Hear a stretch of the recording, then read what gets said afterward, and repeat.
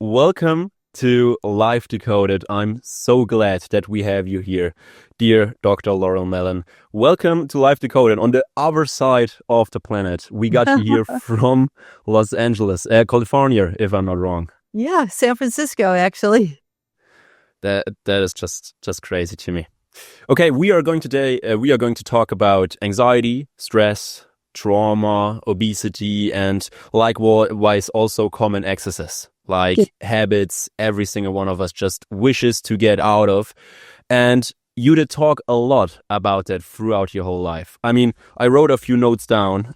We have there over 50 podcasts and more than 100 conferences that you already talked on. You was a guest on Oprah, if I'm not mistaken. 3 times, yeah. Yeah, and Good Morning America. That actually shows that we in Germany even know. So very, very popular. And you were multiple times New York Times best-selling author with 12 books that you wrote completely, right? Yeah. Okay. I have a good time. I like to work. So you have a very, very busy schedule. Again, thank you that you could plan it into it, because you actually created over there in California something called EBT. Do you maybe want to just explain what emotional brain training really means?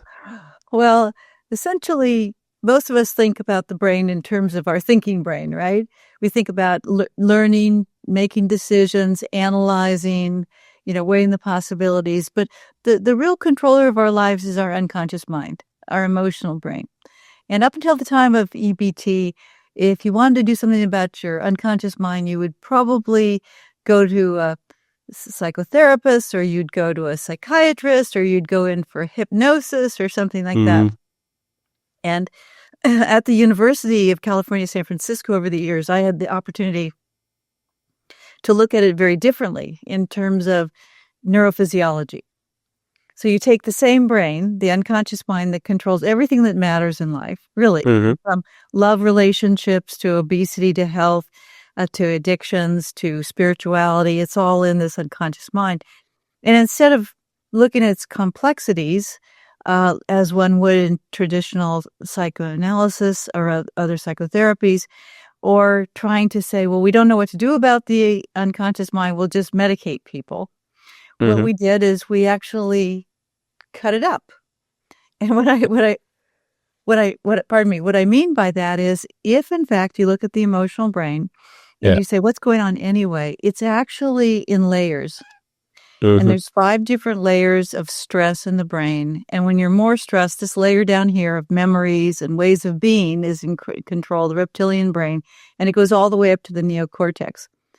Well, as soon as we figured that out, we already had the tools, because this is the emotional brain. It doesn't listen to thoughts, but there are emotional pathways in the brain, so that if you're in a bad place, which is, we call this number 5 down here, 5 and 4 and 3 are both out of control, allostatic, with the stress buzzer stuck on, you actually use an emotional pathway in your brain and you get back to 1, where you're naturally biochemically at your best. You actually, have all the rewards of a purposeful life, and you feel like you're a different person than you were a few minutes ago when you were down there at 3, 4, or 5. And it works for 2 things. 1, immediately for self-regulation. So it takes about 2 to 3 minutes on the average to get from down here to up here. If you were going to think your way out of it, it would take a half an hour, or sometimes it just gets stuck there. You know how that goes. And you use the same pathways. We have to be trained to do it, but you actually learn how to use the same skills with a lot of precision.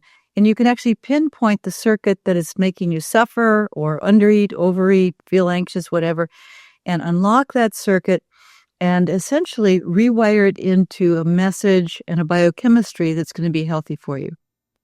Wow.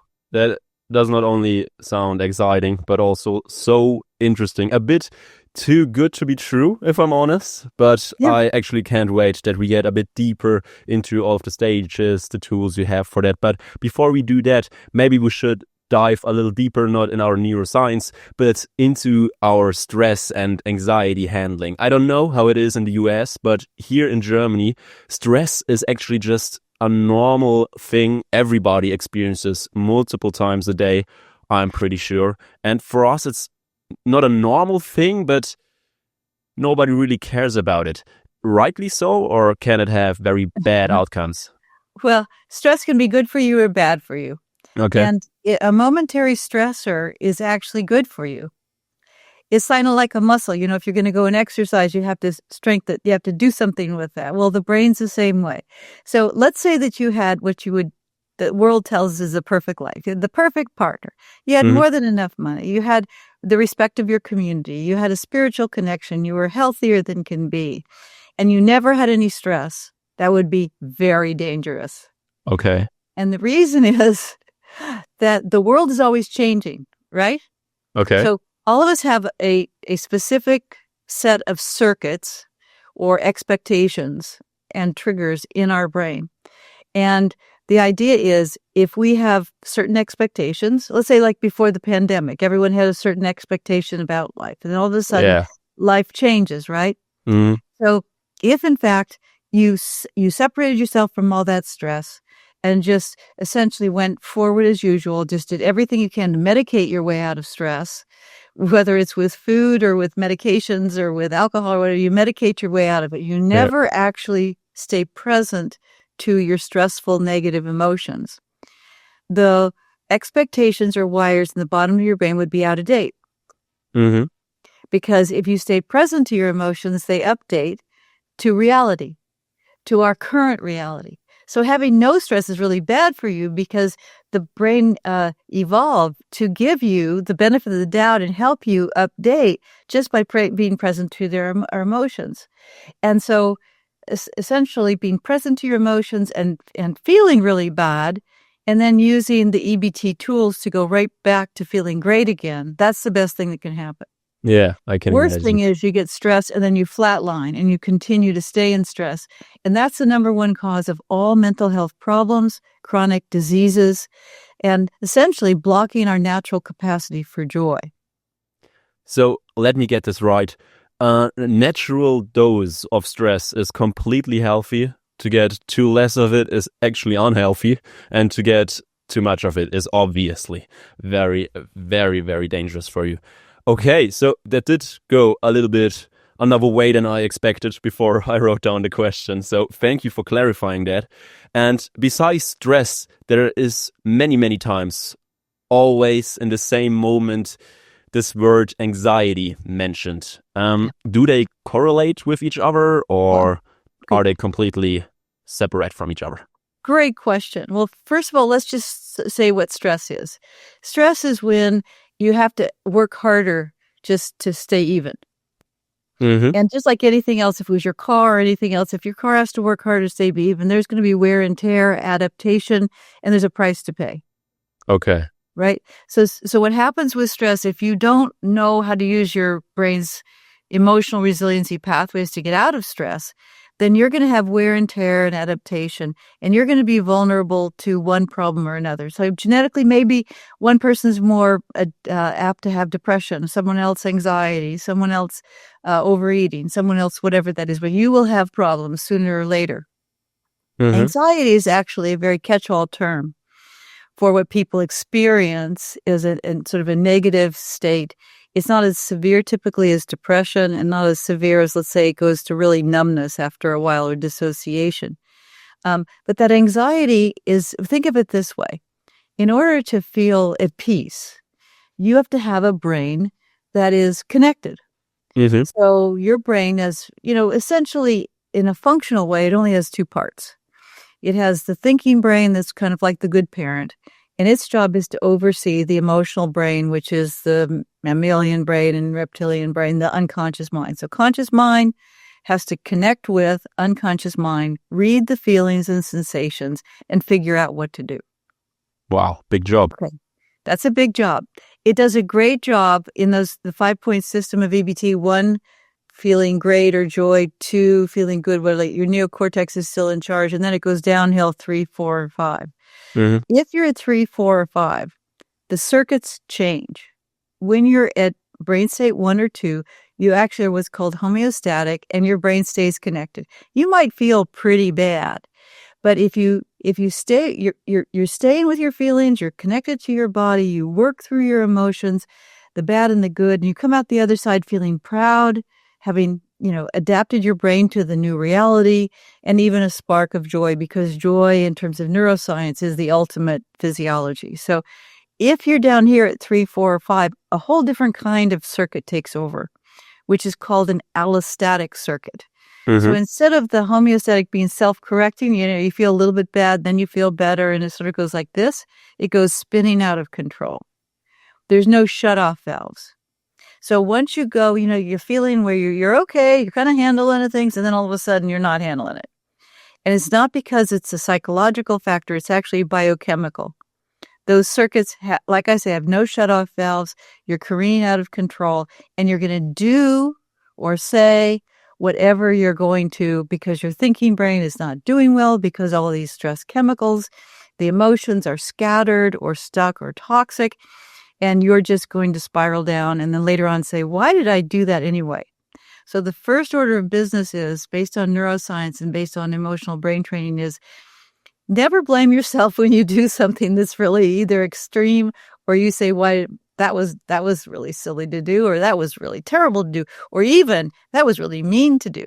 Because when we're down here, our stress chemicals, which are designed to be mean, designed to be extreme, because they're really evolved to protect us from a lion eating us. And now they're activated all the time throughout the day from psychological stress, but we get a way overreaction to it. So essentially what we're learning to do is to not judge ourselves. What's going on is just these circuits in the brain. And if you know that you're down here, more in this area of the brain, you don't ask yourself how you feel, because you'll get a really bad answer.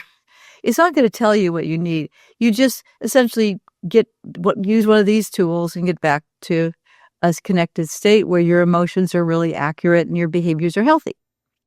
You are always pointing for those 5 stages onto your face, first on the upper part, then on the chin, for the last level, the chin, so going completely down for the 5 steps.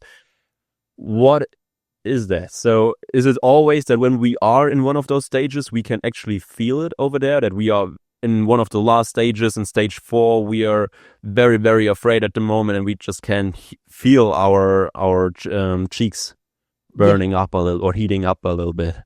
Exactly. And also there's no specific symptoms, because everyone's different. If you're at brain state 1, where your neocortex is in charge, all your happy memories, your wise decisions, your healthy responses, those circuits are activated, and you're naturally really brilliant and wonderful. Because whatever circuit is activated in our brain is who we are.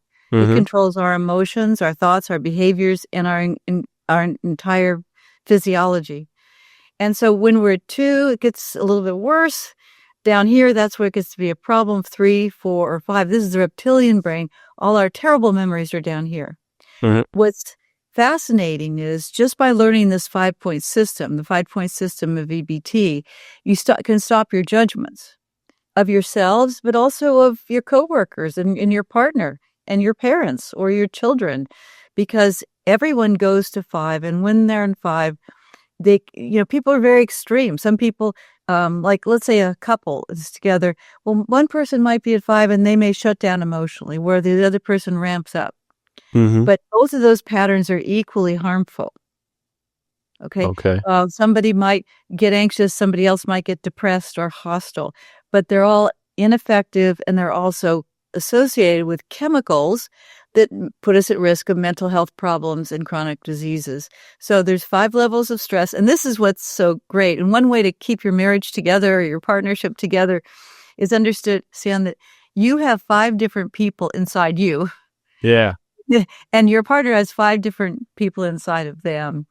And so, you may have connected with them because you really like them at 1 or 2, or maybe even 3, but not so much at 4 or 5. So it really is a biological basis for compassion. Wow. Okay. Still sounds a bit too good to be true. Is there any research that confirms this approach? Yeah. I mean, it's a long way back that you created that, and in the meantime, a few people may have tested it. What were the results? It's been actually tested. There's 2 things that are happening right now. The research showing that cognitive mindfulness and behavioral therapy is ineffective has really ramped up. And researchers, in other words, you probably are going to go one way or the other. You're going to either work on your thoughts, which you hope are going to change your emotions and behaviors, or you learn how to deal with your emotions differently based on how the brain works. You work on emotions, and that goes to thoughts and behavior. So one way or the other. So if you're still in the cognitive camp, the mounting research is pretty overwhelming, because what the researchers at New York University, they were looking at this and they said, what's going on? Everybody's using CBT or mindfulness or awareness or something like this, but all our stress-related conditions are becoming epidemic. All we do is then medicate them, and medication does not fix the problem, which is the circuits in the brain. It covers up the symptoms so you don't deal with it, but you're still stuck with the same circuits. And when you go off those medications, or when your brain adapts to those medications so they don't work anymore, you're going to be in trouble. That's why we want everyone, if you go on medications, definitely get EBT too. But what they were saying is, we have all these epidemics of stress-related problems. We don't think cognitive approaches are working, so they studied it. And what they found was that when people were in low stress, it worked. And that gave everyone the illusion of control. Here you are at your therapist, or you're having a good day at work, and you're pretty high. You're maybe at brain state 1 or 2. You think, I have it knocked. I have no problem. And then you go out and your girlfriend says some critical remark, or, you get in an accident, or you get triggered by your mother or whatever. And all of a sudden you're down here and you say, what's wrong with me anyway? And so people blame themselves. So we now know from these studies that once people go into even level 3 stress, cognitive approaches do not work. They do not decrease the cortisol and the stress chemicals that are really at the roots of all these excesses. There are now 14 studies showing EBT not only works in the short term, in about 2.68 minutes, and it works 92% of the time to get you out of stress back to 1. It also works at 2 and 6 year follow-up. But you have to learn the skills. It's not something... it's kind of like mindfulness. You've got to learn it. It's just that it's on an app and you can learn the skills. And most people come in for about 3 months. They just get into a group. They start using the app. And then some people, that's all they need. And then other people stay with it and they do something that's really powerful, which is they raise the set point of their brain. There's 5 different levels of stress in the brain. That's like heart rate. Like right now, your heart rate may be going differently than it was 10 minutes ago. Yeah, definitely. Yeah. Right. And so the heart rate, or the brain state, physiologic state of stress, is meant to change just like heart rate would. But the brain evolved to adapt to whatever we do. So if we've let's say we've had adverse childhood experiences or later trauma, what happens is the brain says, okay, I get it. I'm going to be stressed out. So I'm going to set the brain for chronic stress. And once it's set there, it defends it. It doesn't like being in joy. It doesn't like being of feeling love and compassion. It likes feeling addicted to people, places, and things.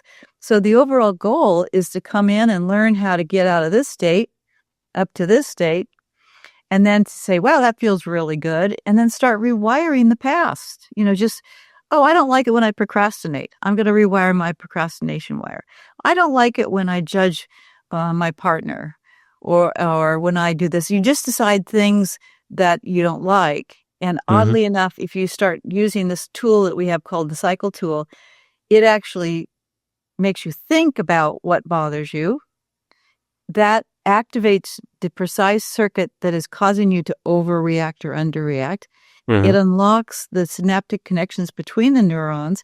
And when you feed it a different experience, you update or rewire that circuit. And sometimes it's a small shift, sometimes it's a large shift, but you keep rewiring circuits until you notice that you just kind of stay connected and things don't bother you so much, and you have more energy to do the things in the world you want to do. Wow. Okay, so it really makes sense, but you mentioned those tools multiple times. So let's get through them. Stage 1 is when you are completely happy, as good as neutrally possible without the drugs and all of that. Stage 2 is you're completely good. You don't have your dream life, but you're solid. And at stage 3, actually, it starts to stress you out a little bit. Exactly. And from there on, it gets worse and worse for the last 2 stages. Stage 5 being the one where you are doing uncontrollable things. Yeah, and you know what? It's interesting. You can be the head of a corporation, you can be a homeless person, you can be someone staying home with kids, or someone discovering the cure for cancer. In the emotional brain, all of us are exactly the same. So if you go to a therapist doing a cognitive method, there's so much complexity. Mm-hmm. You know, what's my attachment style? What's my diagnosis? Basically, it comes down to this. The brain wants resilience. It wants you to not be down here, because even psychology is basically physiologic. Mm-hmm. And if you're down here, you're going to develop problems. And so with therapists that use EBT or certified in it, you know, you can use a diagnosis if you want to, and you might want to give someone medications if you want to, and definitely stay on them until the brain starts being more resilient and giving you those chemicals more naturally. But doesn't really much matter, because let's say that I have a terrible problem with alcohol, and somebody else has a terrible problem with getting stuck in hostility, and someone else depression. Well, no matter what those patterns are, when you use the cycle tool, this tool that you learn how to use, it takes about 3 months to learn it, but it's on an app, so it's something it's doable. What happens is it goes through the same process, and it all comes back to health. So resilience, to take you from any problem back to health, is the same neuropsychological process. So you just learn one skill, and then whatever you are upset about, you put through that skill, and it comes back to biochemical health, emotions, thoughts, behaviors, relationships, health. Okay? Mm-hmm. So it's the opposite of traditional therapy, which is incredibly complicated. It's very simple. So whether you're 6 or 106, the brain, the emotional brain, the survival brain works the same. Those resiliency pathways are the same. Okay. Wow. Okay, I just need to let it sink in a little bit. Just to get back a small bit to the anxiety, because I actually didn't really get it completely. Is stress the cause of anxiety, or is it just that you either have stress or you have anxiety? You're one of two personas. Okay, so stress, if you redefine it medically, Mm-hmm. is just a state where you're exerting more control, which more effort to get back to healthiness. Yeah. And that causes biochemical changes in every cell of your body. Mm-hmm. And that causes symptoms because it's not healthy. You're not biochemically healthy when you have stress that's prolonged. A moment of stress, you can use that to make your brain stronger, but once it gets stuck, that's what causes problems. One of the first most common problems it causes, the two most common problems having a bit of stress causes you, is overeating and anxiety. Okay. Okay, and or you can undereat. If you're a person that undereats, you will lose your appetite when you're stressed. Mm-hmm. So it's going to cause a symptom of some sort. Yeah. And then when you, with the tools that we use in EBT, in the moment, if you're anxious, you use these emotional tools, and I can show you how to do one of them. And you stop the circuit that's making you anxious, these stress circuits that make you anxious, and you activate the circuits that make you feel good, and you stop the anxiety on the spot. Now, let's say you had anxiety for a long time and you still were stressed, and it would get worse and worse, and it would get stronger and stronger. It might go into depression. It might go into various behaviors. It might go into feeling just numb. Mm-hmm. But the root cause in the circuits in the brain are the same. So these stress overload circuits are the problem. Okay. I think I got it now. So there are two things that come when you are really, really stressed. That is anxiety and eating disorder. And that is actually the next topic we are going to talk about, because the obesity rate, I think, was never this high as it is at the moment, especially in Germany. We have a 52% obesity rate, and you in the US, I think, a 68% obesity rate from the source I got. So please correct me if that's wrong, but we have a bit of a problem with it. Yeah. So you have a problem with it, and so do we. I mean, we have a problem. About 72% of people are overweight or obese. Oh, okay. So a bit higher. Yeah, a bit higher. And now they're trying to put all the medications in there because people are desperate, because it feels, having had that problem myself, I know that it feels terrible to be out of control of food. Mm-hmm. And what makes me sad is that the problem is that when you give medications for it, you don't solve the problem, you just solve the symptom. Yeah. And let me tell you why. The reason that obesity is such a problem is because our genes are cued to times of starvation, so that if we are stressed at all, the brain assumes that we're starving, and so it makes us hungry for no reason and crave just the foods that add to our weight. But the problem is not just one chemical, actually the whole range of stress chemicals, all 8 of the major chemicals that those of us who love to study obesity know are the most common, are the cause of obesity, are all stress-induced. So stress, if you're stressed, 8 major chemicals, that means cortisol, insulin, dopamine, leptin, PYY, GLP-1, ghrelin, and GLP-1. Okay, so those are the 8, but GLP-1 is one of them. So you give someone an injection of one shot, and you're injecting a person who has the most beautiful genes in the world. Our genes are evolved to have multiple feedback loops, so that if one thing goes wrong, it takes care of it, and it gets everything in balance. You take one powerful medication like GLP-1, and you give it without the others balanced, you're going to get a symptom alleviation, like you might not be hungry. But you're going to also put that person in stress, and that's why they're going to have side effects. And that's why, because all you really need to do, and EBT is the only program that has shown lasting weight loss after treatment ends, when you deal with your stress circuits and rewire them, you have the solution in your own brain, and it's free. And all 8 of those chemicals begin to normalize. Whereas if you use a medication, you might want to do that for the short term, but in the longer term, the fact is that you get more muscle wasting and whatever. And also you don't help your brain change, so you can do it for free, so that you can actually have that change inside. So medication actually works crossways. When you take it, you get away from the symptoms. Maybe you're not hungry for a few weeks, but you are getting stressed, what will make you more hungry, leading to more medication being used, right?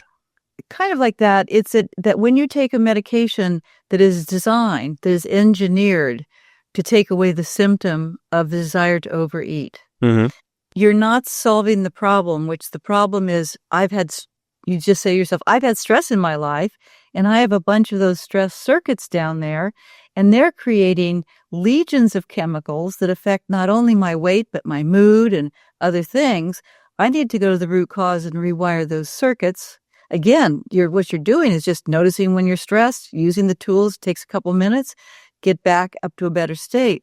And so you're really essentially dodging being able to cure the problem, and instead becoming dependent upon drug companies, and as well putting yourself in starvation mode, so there are negative consequences of taking the medication because it's not natural. It's used just to sort of hack the system and get rid of that one symptom.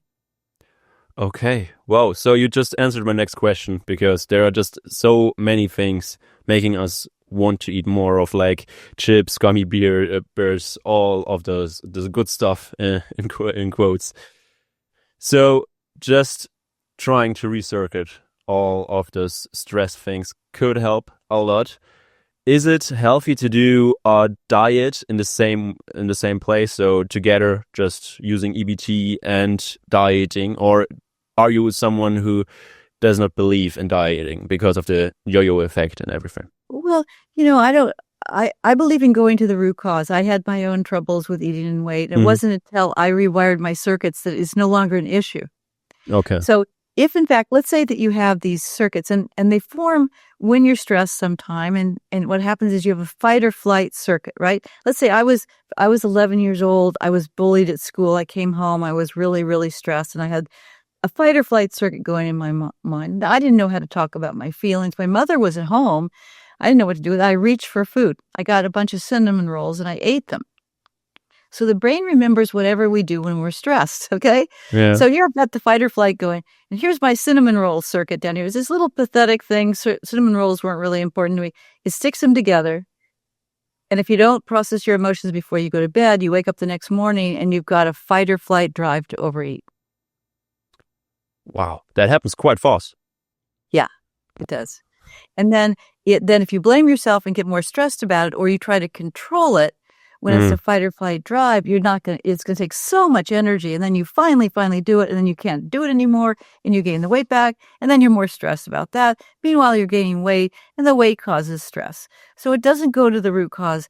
Typically, what happens, I'm very aware of what I eat. I eat really healthy. Mm-hmm. But if I want ice cream, I have it.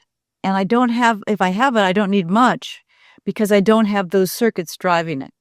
So the major thing is to eat as healthy as you can, but don't allow yourself to feel deprived because it's just not worth it. Because what you should really do is be focusing on how you feel. And if you're not at that joy state, at that brain state 1, if you notice that you're stressed, you train your brain to get those resiliency pathways going. You trained it out of that particular wire. And what happens is when you're back at peace with food, it's just not that big a deal. You eat when you're hungry, you stop when you're just satisfied. Most of the time you eat healthy foods, but there's no internal struggle. Okay. Because you're not biochemically driven to get that food. And if you do find that you stop overeating, you'll see you just force yourself, which I did for a number of years, force myself not to overeat. Then you take up overworking or over drinking or taking more medications, or my favorite was overspending. Yeah. I used to like that. So essentially, if you want freedom, what we do with EBT is just get rid of one excess. You'll probably notice it with your relationships. You're either doing what people do in stress, which is either to merge and people please and be overly close, or to distance. You just rewire whatever circuit comes up that blocks your capacity to feel joy, and until your brain naturally stays in that connected state more of the time. And then you go out and want to change the world because you got so much energy. And then you come up to more and more struggles, but your brain's so resilient, it just pops back. It bounces back really quickly. It just makes for a better life emotionally and spiritually and physically. Okay. So from everything that you just said, something just stick with me. First of all, to blame yourself is the first wrong thing you could do in stages 3 to 4, right? Because that's maybe a little mini tool to get out of the stages. Would you sign that? The first thing is, whenever you're doing something, you say, "What's wrong with me anyway?" Based on neuroscience, there's nothing wrong with you. Yeah. These issues, they're just wires, and you can EBT them. Use EBT as a verb. Use these processing tools to clear that away and onward. Okay, and the next thing is that if you stop one bad habit or common excess, you switch to the next, and that's actually something I just do in the last few months, to be completely honest with you. I started to feel not really fit after running a half marathon. I did nothing for a whole month other than eating and laying down for Netflix. And then it started on this channel actually to do little challenges. It started very, very common with 30 days of cold shower, trying to cold shower every day in the morning. Something that actually stuck with me. And from there on, it got over to doing 100 burpees a day. So trying to get really into shape, using the new energy that I got through the cold showers. But the last part is very important because around day 15 or 16 of those 100 burpees a day that are quite hard to do, I can say that, I started to eat so much sugar that I never ate in my whole life, I think. There was not one day not eating a whole pack of chocolates or gummy bears. And that's just resonated with me when you told me that switching from trying to be fitter, going over to eating the sugar. And right now, I'm in week 2 of trying to eat no sugar. So I'm actually switching from every habit to the next habit. And right now I can see it on the horizon. The next challenge is to not play video games anymore. So what you are telling me is that all of those challenges are quite fun and everything, but not the right process to get a happier life, to put this in quotes, but to get to stages 2 and 1 and have a better experience of life, right? Exactly. So the whole idea is to understand this from a neuroscience standpoint. So let me explain these circuits. The circuits in your brain, when, let's say that you maybe you had a problem with food, let's say overeating, you'd see the candy, that image would go into your unconscious mind and it would find a circuit and would trigger that circuit. What happens is the first thing that happens on the circuit is it's in your emotional brain and it's biochemical and it charges you up to do whatever you did before. And it tells you to go ahead and eat as much candy as you can get a hold of, right? And so that's what the circuit does. And so if you just try to focus on not doing what you've been doing that isn't healthy for you, you might get lucky and damp down some of that circuit. You might just get lucky. But the brain doesn't want you just to let go of bad habits, because the way that neuroplasticity works is it listens to positives. So you have this pain that comes from this excess. But if you don't have something beautiful to go to that's very rewarding, this will become no longer really very satisfied and it'll glom on to another substitute. So in EBT, every time you change a pattern, let's say it's anxiety or depression, or you're down at the bottom of your brain and you're getting rid of your PTSD with EBT, what happens is you let go of you rewire the negative and you encode it with a positive. But this is the key. It's not a positive behavior. Yeah. It's going from being externally oriented with an insecure attachment style, because I'm going outside to make myself feel safe and rewarded. And you always encode a new circuit of connecting to the inside, connecting to the deepest part of yourself. And the reason for that is when you connect to your emotional and spiritual core, however you define it, your biochemistry goes to 1. So all the chemicals are even, and you don't have the desires to go to excess or to substitute. So part of what's built into EBT is the goal is not just changing your habit, which is the tail end of a circuit, but to change your entire set pointer biochemistry so you have freedom from all of them. And also freedom from being perfect. Go out and have a good time. You know, have some chocolate, have some whatever, sit around some days. But what happens is when your brain's at 1, it does it a little bit, but then that's it. And you don't go to another excess. Okay, so that's how you actually can, feel it, that when you have the urge to eat more, you're probably not in a good state right now, not the perfect state right now. Exactly. Okay. Wow. So it just resonates with me to a bit connect the dots. I don't know if you read the book, Atomic Habits. Yeah. It's talking about everything that are habits and how to do your own habits. And pretty much what he said in the book is to use your surrounding, trying not to buy sugar or stuff like gummy bears and everything.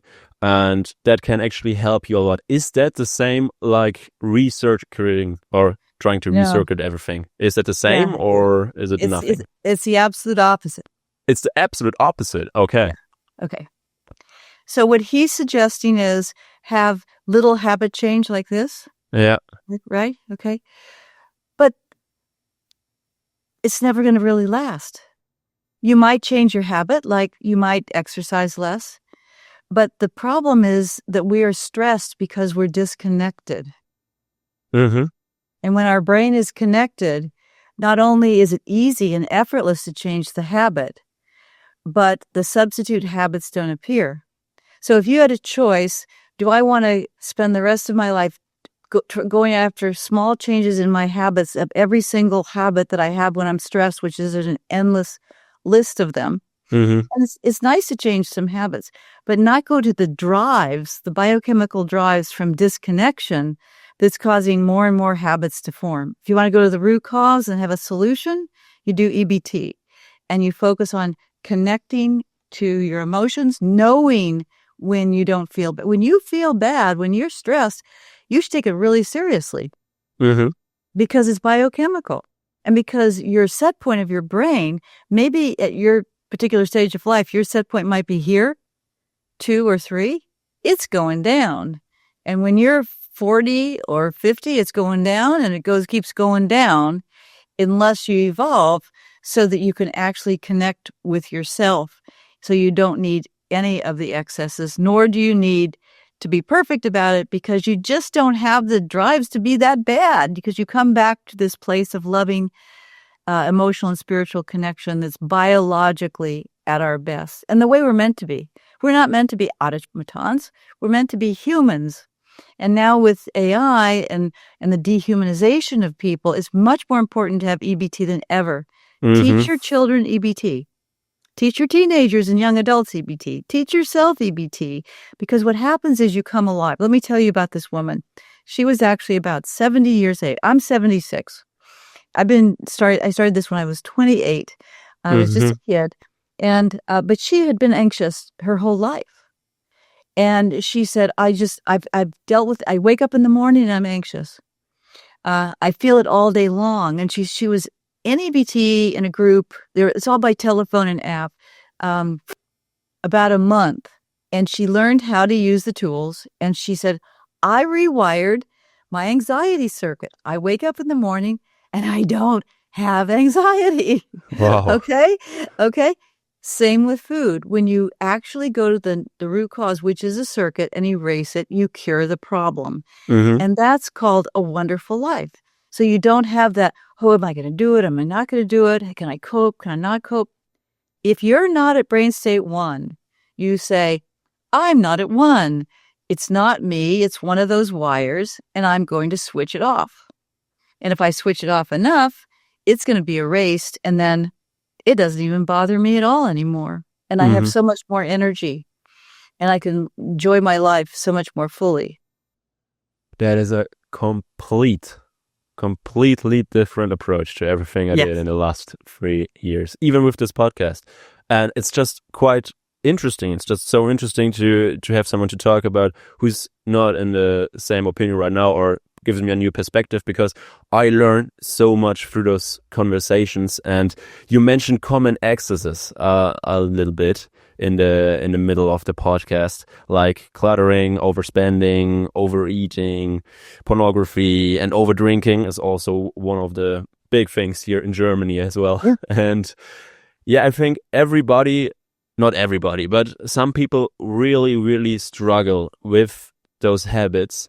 So is there a tool you can give those people being in stage 4 to 5 to get out of there, that they can learn to get out of there?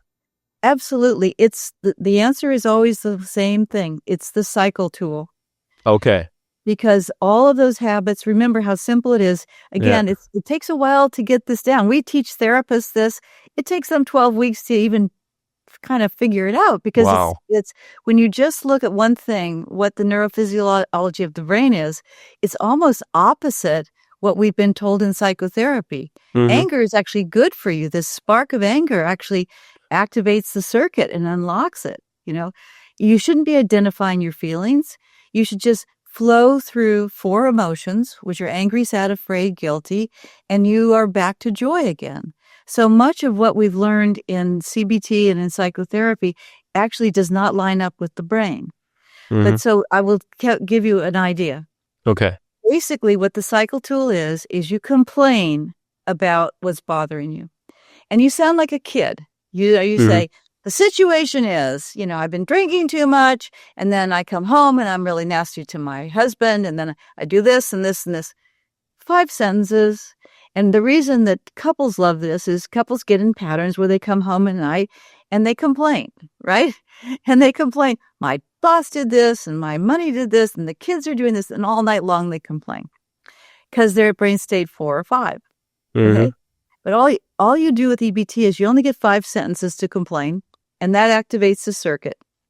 And then in a certain way, you use what's called the anger procedure, and you express big bursts of anger, sadness, fear, and guilt. Those 4 feelings. And then what happens is this blockade in your brain that keeps you blocked from your natural resilience and your ability to get back to joy falls apart. And if, in fact, the cause of your stress is just situational, you're just overloaded, you go right back to positive emotions and you're back to brain state 1. If, in fact, it's a circuit in your brain from trauma, from a past experience where you got into a bad habit, the brain does not want you to feel good. It wants you to be endlessly curious why. Mm-hmm. And so what happens is, in that moment, after you've complained about this habit, once you've cracked open the brain with these 4 feelings, the exact words that's a message hidden in that circuit that's making you do it comes up to your conscious mind. And it feels so good because you've discovered something about yourself, you feel at peace with yourself, and then you use that information to confront that previous circuit until it's erased. Mm-hmm. And you know when it's erased, not because you go to the doctor. This is very self-care. Because when you've used the cycle tool enough so that you stop wanting the drink, Mm-hmm. when the drive for the food or the trigger to get anxious or depressed or critical or self-blaming or self-hatred or whatever that is, when that naturally stops, it does it for one reason, because the circuit's gone. You've solved the problem. Wow. Okay. So one last big thing that is not the last big thing, but just something that came up in my mind. As we go on through this life at the moment, it is something in USA as well as in Germany, the rise of artificial intelligence, and everybody used it before, at least one time. And some of us do use it actually quite a while, because there is this this website called Character AI, where you can chat to someone who really feels human. He is artificial intelligence, but he is a human chatbot that remembers a lot more from the conversation than ChatGPT and everything. So you really get this illusion to talk to a real person, and some people might use that to complain a lot about their life or talk to somebody about their life. When they talk to their partner or artificial intelligence, they don't feel any difference. So how should you actually talk to your AI buddy or your wife or partner or best friend, actually? Well, there is a big difference between the chatbot. It's really such an illusion. I know a number of people that they use it all day, every day. And what the chatbot says, it remembers who you are and it tells you back what you said. But the human spirit needs, for our own growth, as well as the richness of our emotional and spiritual experience, we need a real person. Because that real person will say no to us at times, and we grow from that. A real person will break our heart, and sometimes that helps us. A real person will actually imperfectly love us the way we imperfectly love them. And what we have over time is something very real and very human. At some point, the machine is just a machine. Yeah. And what we need is that to feel loved and seen and heard for who we are, and then to have back and forth. Well, I didn't like it when you said that to me. That really hurt my feelings. Well, tell me more about it. So I think it's very dangerous. And I think that the AI gives you a false sense of that you are being seen, heard, and felt. And, a lot of people will do that because it's better than nothing. Yeah. And I would never tell someone not to do it. But I know I have 3 children and I have a husband. And what I know is, over time, interacting with a real person and working through their ups and downs, working through their moods. There are times when they're not responsive to us, and then we've got to connect with ourselves. Because ultimately in life, what it's about is knowing yourself and having such a deep spiritual and emotional connection to yourself that you become so loving and so strong that you can give to others without losing yourself. And that only comes from real time going through the ups and downs with someone where you have true love. I just went swimming with my daughter, who's 45.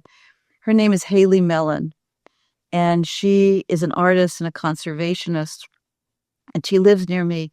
And I was sick last year, and she moved from New York, where she has her art into acres and her conserve, and she's saving the planet and doing wonderful things. I'm doing emotional, she's doing the earth. Yeah. And we went swimming together. Mm-hmm. And here I am, an older lady, and here she is in the pool, and we're on these big floaties, and we are laughing our heads off.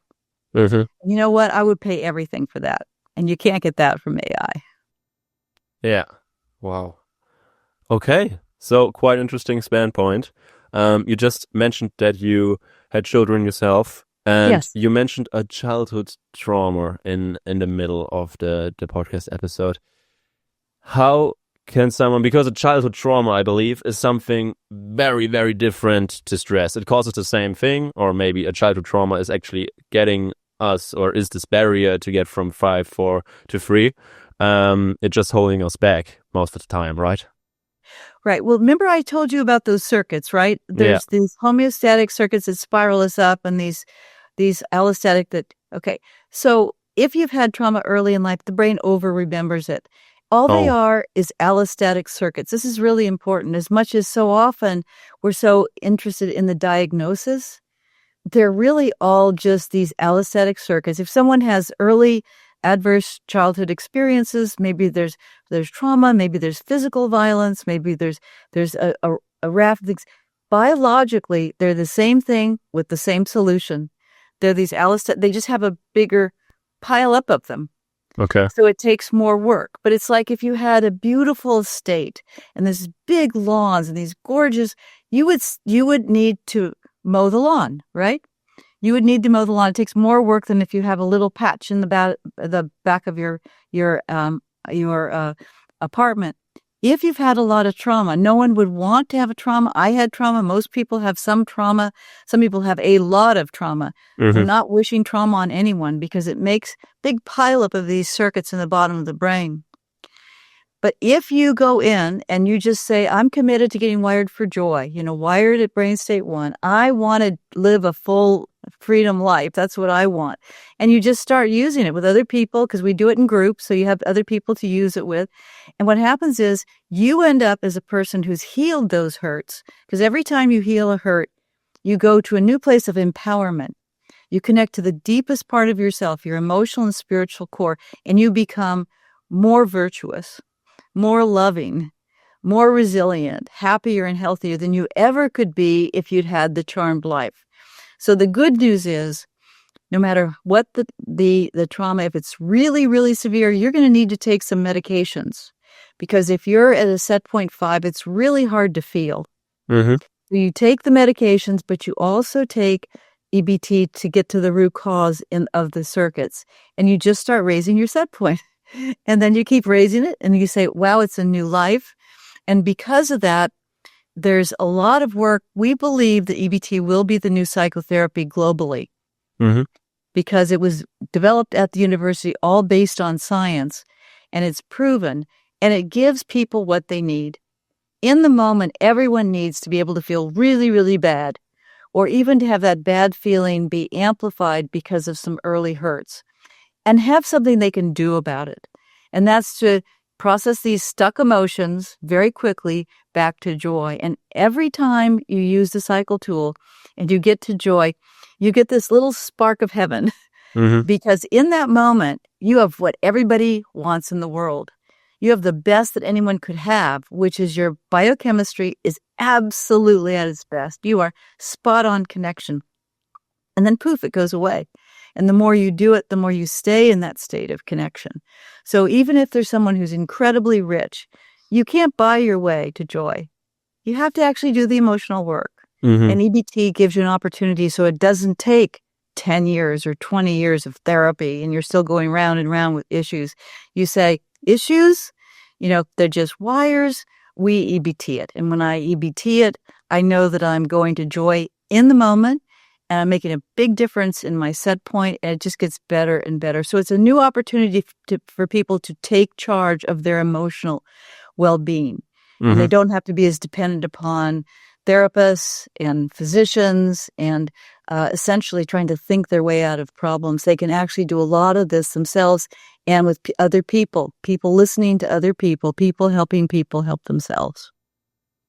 Wow, what a great quote. Thank you. I think we all gained a new perspective through this talk. So thank you so much that you came on from California. And yeah, just thank you for all the topics that we talked about. I have a completely new view, and of course I will ask myself now a few new questions, and I will let you know what we came up with. Thank you so much. You helped us to get through anxiety and stress, or at least you gave us the first tool. A lot of people out there should have a lot of less problems with optimal health, going to drug-free, weight loss, actually. Great. Thank you, Moritz. I appreciate the opportunity to talk with you. Where is the place that people can catch up with you? You mentioned the app quite sometimes. Well, we don't give the app out without support because we know that the emotional brain closes down unless you have to be with other people. Yeah. And you have to learn how to do it. You're doing brain surgery. I was just doing a session with a big athlete, a wonderful African-American man, really charismatic, really just amazing. And he finished a session with me, and he actually had a food circuit, and he broke that circuit, and he says, "I'm tingling all over. I just had brain surgery." If you want to do brain surgery on yourself, the real McCoy, without any surgery and out medications, you've got to learn how to do it. And there's only one place, and that's called EBT, EBT.org. It's also called ebtconnect.net, but you go there and you get a membership. It's very reasonably priced, and you can get into a group and you get the app, and every day there's a health professional there. You can drop in by phone, and even for the German times, we have times early in the morning where you can drop in and listen and be coached through. Mm-hmm. And you start using it in your daily life, and it gets easier and easier as those resiliency pathways they go from being little tiny trails to being 4-lane highways. And as they get stronger, it becomes automatic and natural more of the time. So it would be EBT.org. There's a bunch of books on EBT, but really you need the app, you need the support, you just need a membership in EBT.org. Wow. Thank you. Everything that you just said is the whole point why I do this show. Everybody gained at least a new perspective on life. So thank you so much. It's my pleasure. Thank you.